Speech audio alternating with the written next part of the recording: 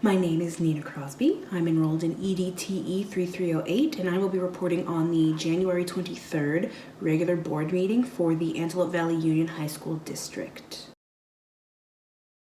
So the Antelope Valley Union High School District serves grades 7 through 12 and includes Antelope Valley High School, Eastside, Highland, Knight High, Lancaster, Little Rock, Palmdale, Quartz Hill, and Soar High School, in addition to Virtual Online, Desert Winds, and RX Paris, our alternative high schools out here. AVUHSD serves about 23,000 students and employs over 1,035 teachers. Located here on the AVUHSD website, we have the Board of Trustees, Jill McGrady, who is the clerk, Amanda Parrell, a board member, Dr. Victoria Ruffin, a board member, and John Rush, a board member. So the AVUHSD board used to meet the second or third Thursday of every month. So that looked something like January 23rd, 2020, February 27th, 2020, March 12th, 2020. But due to the COVID pandemic, the board has shifted into an online format. So now it looks as if they are having weekly meetings that citizens can write into through a Zoom link.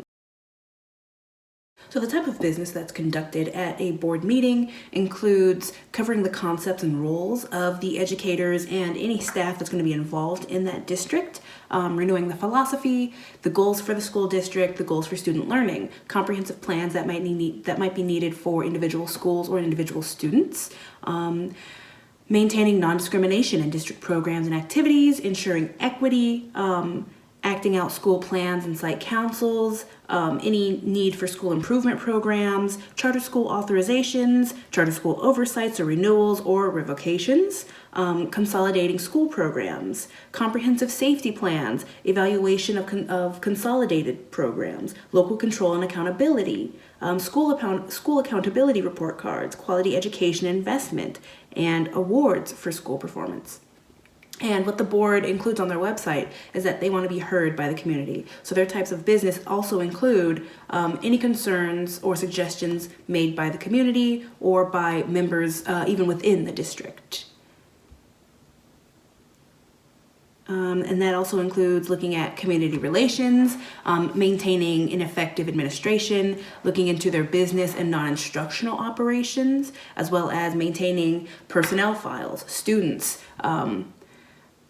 making sure that instruction is equal across the board, maintaining facilities, and adhering to board bylaws.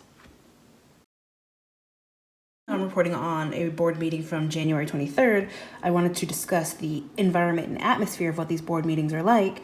And in light of the COVID pandemic, the AV district has moved online. So here's a Zoom link from a meeting from April 23rd.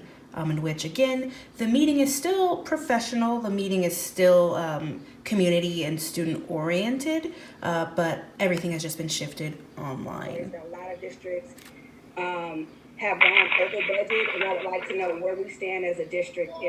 So there's still the communicating with the different board members, but again, just now, differently accessible. Again, everything is now online through Zoom. What other options we can take a look at? That the district will be. I found very interesting on January 23rd's agenda was the approval of the PIPs, the provisional internship permit for 2 individuals.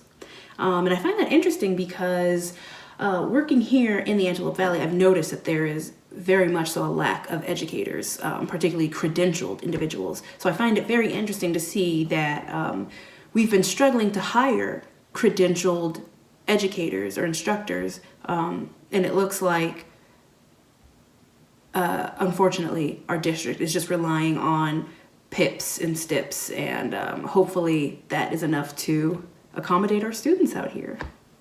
Consent agenda for business service is quite interesting, simply because I hadn't really considered most of the things that the board has to approve of, and that's anything from the installation of tank liners at Quartz Hill to the approval of a new recycling disposal machine, a purchase order and direct pay schedule, employee conferences and trip reimbursement schedules since at the start of this in January was kind of like the beginnings of COVID. So it looks like they were slowly trickling down into what they were going to do in that regard. Lastly, what I found probably the most interesting is that during the closed session is when it seems like a lot of employee issues were handled, which makes sense, it being closed, but it seems like items E, F, G, H, and I all have to do with conferring with legal counsel,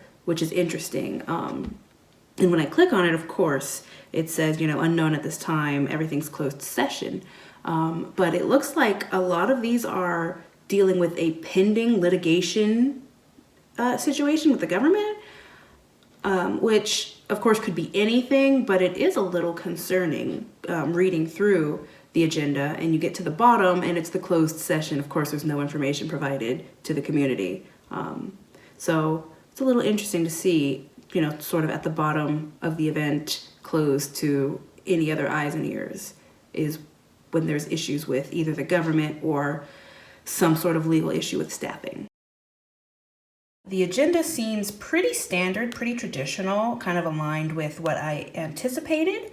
Aside from kind of, like I mentioned, the smaller things I hadn't really expected, like budget approvals and, like building repairs. And it seems very much like an in the know kind of community. I don't think the board is really that invested in the community, nor is our community that invested in our school board. So I think there's a lot of information that could be helpful to our community if this was dispersed properly or made accessible to those who maybe don't know that it's out there. And I'm sure those who do attend these meetings are there for a specific reason, whether it's to advocate for their own student or on their own behalf, or there might be a larger concern like with what's going on with COVID. But in terms of just sort of building an everyday relationship with the community, I don't think that's being done. So for audience interaction, I'm sure there isn't that much outside of the expected audience.